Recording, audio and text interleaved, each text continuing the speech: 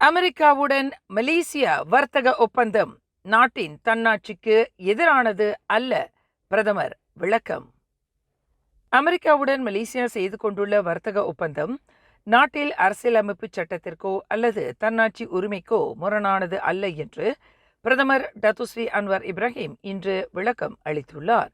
நாட்டின் அரசியலமைப்பு சட்டத்திற்கு உட்பட்டே இந்த ஒப்பந்தம் செய்து கொள்ளப்பட்டுள்ளது. மலேசியா செய்து கொள்ளக்கூடிய எந்தவொரு ஒப்பந்தமும் நாட்டின் அரசியலமைப்பு சட்டத்திற்கு உட்பட்டிருப்பதை உறுதி செய்வதில் சட்டத்துறை அலுவலகம் முக்கிய பங்களிப்பை வழங்கி வருகிறது என்று பிரதமர் குறிப்பிட்டார். ஒப்பந்தம் தொடர்பாக அமைச்சரவையில் எடுக்கக்கூடிய விவாதங்கள் மற்றும் முடிவுகள் பின்னர் சட்டத்துறை அலுவலகத்துடன் கலந்து ஆலோசிக்கப்பட்டு பின்னூட்டம் பெறப்படுகிறது என்று இன்று நாடாளுமன்றத்தில் Perikatan National Kota Bharu MP Datuk Seri Takiyuddin Hassan கேள்வி ஒன்றுக்கு பதில் அளிக்கையில் பிரதமர் மேற்கண்டவாறு தெரிவித்தார்.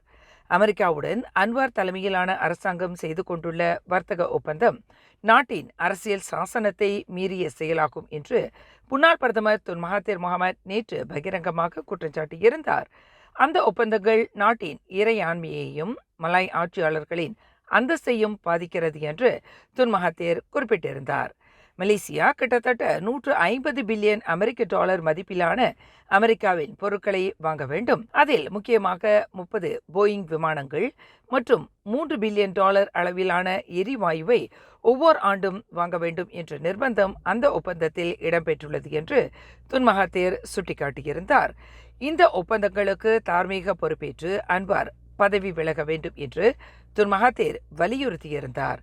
இதற்கு பதில் அளித்த அன்வார் தம்மை பதவி விலகும்படி எத்தனை முறைதான் வலியுறுத்தி கொண்டிருப்பது என்று வினவியதுடன் துன் மகாதீரின் பெயரை பயன்படுத்தாமலேயே இத்துடன் போதும் என்றார். மேலும் செய்திகளை தெரிந்து கொள்ள கீழே இருக்கும் பெல் பட்டனை அழுத்துங்கள். உங்கள் மகிழ்ச்சியை வெளிப்படுத்த லைக் மற்றும் ஷேர் செய்யுங்கள். தொடர்ந்து திசைகளோடு இணைந்திருக்க சப்ஸ்கிரைப் செய்யுங்கள்.